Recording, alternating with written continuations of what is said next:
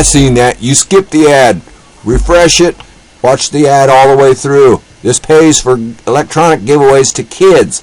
So please, watch the ads.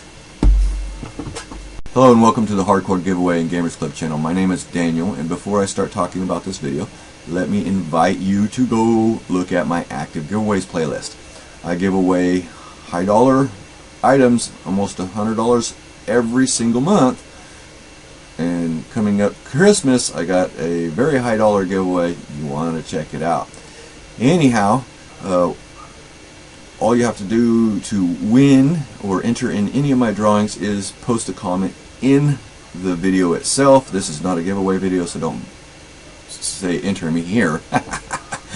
Okay, this video is going to show you how to repair a PS4, one of the older models, 2001A all the way to 1115A, a couple of models in between there.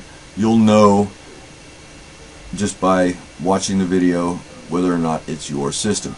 If for any reason you cannot verify the flaw or fault that I am showing, stop. Do not try this.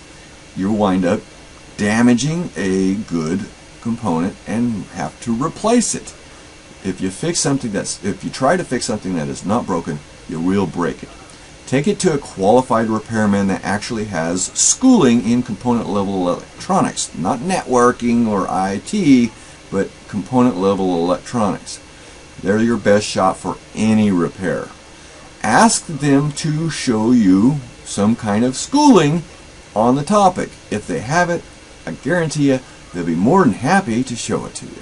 If they act like they're at all offended, it's because they learned everything they know off of YouTube videos and have no idea other than what they have watched on YouTube and what they have learned off the trial and error of fixing game systems on the piggybacks of their customers. And you don't want to deal with an individual like that.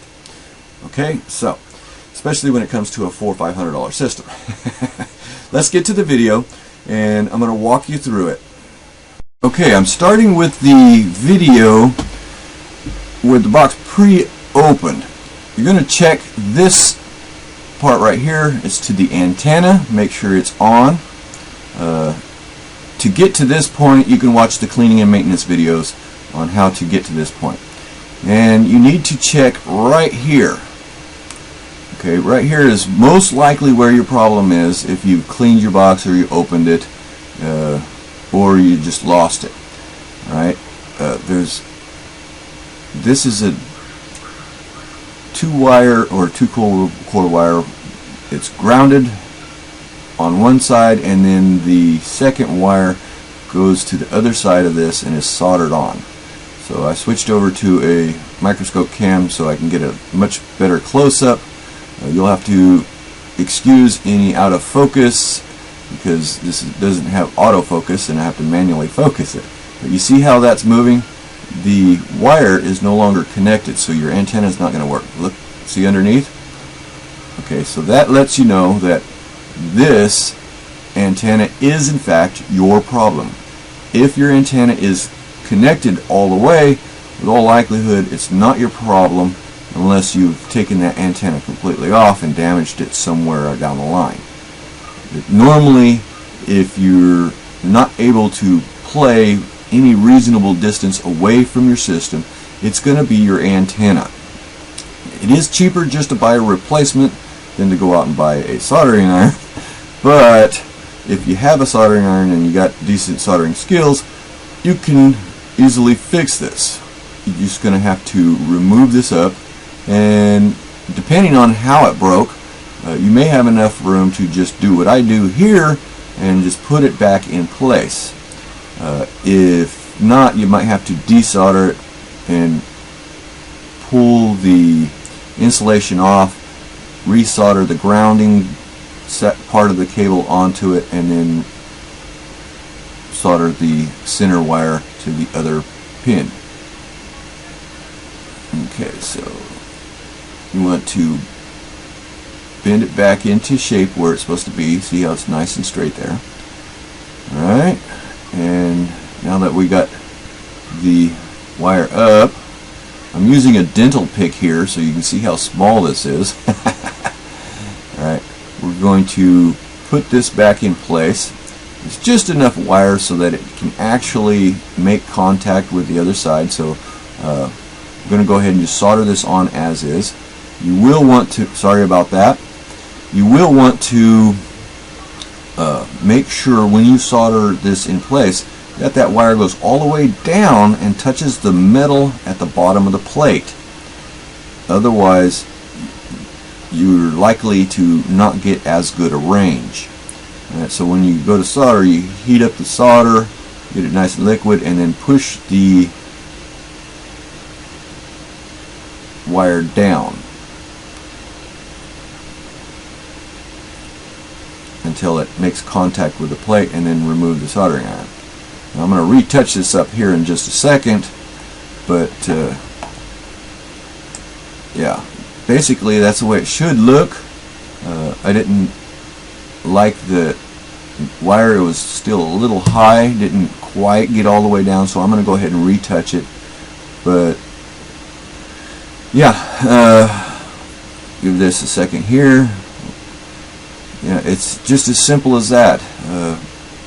It's not a real complicated fix. Pretty much anybody can do it. Again, if you don't have a soldering iron, just buy a replacement. It's really simple to do. Okay, so here's where I'm getting that wire to go all the way down to the bottom, and then I'm going to reheat the solder, get it all liquid. There we go. And pull it over here, put that down, and now we got a nice clean solder contact. The wire is all the way down to the metal, and we're done.